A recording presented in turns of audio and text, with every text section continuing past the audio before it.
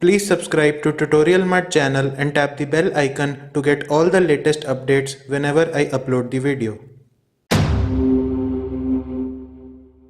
So in this video, I am going to discuss two programs, one for the for loop and another for the while loop, to get the concepts clear in your mind about the working of the for loop as well as the while loop. So be with me through the whole video and feel free to rewind the video and watch again wherever you feel necessity. So come on, let's begin it. Now see these two programs. One program is done using for loop and the other program is done using while loop. They both are same programs.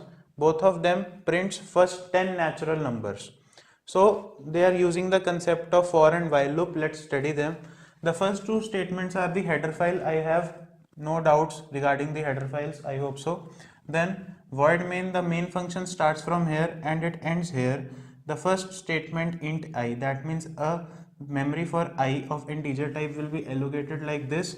Then initialization expression, test condition, update expression, and here is the for keyword. Here is the body of the loop from here to here within this curly brace. So in the body there is only one statement, that is cout I. That means this statement is going to repeat again and again till the time test condition becomes false. So presently I is equals to 1. This was our first step. Second test, we check the test condition. Third, if the test condition is true, we will print the body, we will execute the body. And from the fourth step, we will go to update expression. Fifth check, we will use the update expression to update the value of loop variable. And again we will come here. This is the sixth step, and the body will start executing repeatedly till the time test condition fails. So presently I is 1. Now if I is 1, 1 is less than equal to 10, yes, second step complete. Third step is, if it is true, we have to come inside, yes, the test condition is true, so cout I, that means 1 will be printed. Then we come here, from here we go to I++ using fourth step. I++ makes increments the value of I by 1, it is exactly equal to I is equals to I plus 1. So that means now the value of I is 2. So here in place of 1, I am writing 2. 2 is less than equal to 10. Yes, the test condition is again true. So again cout I, that means cout 2. Again here I++, this time I will become 3.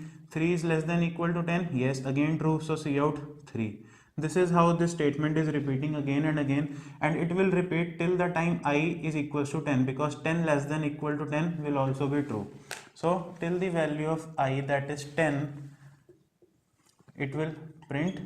And when I++ makes the value of I to be 11, as soon as I is made 11, 11 less than equal to 10 fails. This now fails, so we will not execute the body. We will come out of the for loop to the next statement, that is the get ch, and the program will get over. This is how 10 times this statement repeated using the for loop. Therefore it is named as loop or iteration statement. Then the same program I have done through while loop also.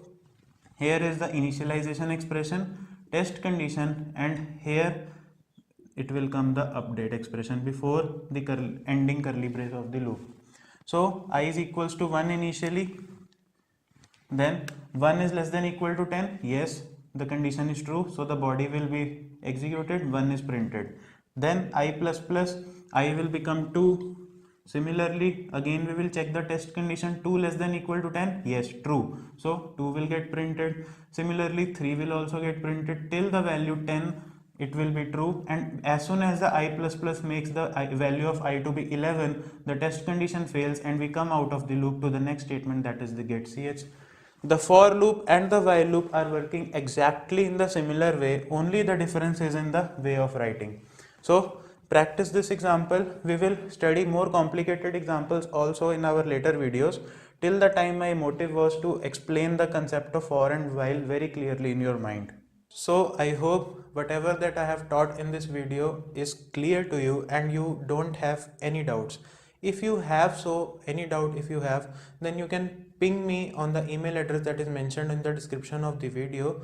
Don't hesitate to ask your doubts, and if you liked my video and my explanation, please hit the like button, please share the video with your friends, and if you have not subscribed to my channel yet, then hit the subscribe button also. Thank you.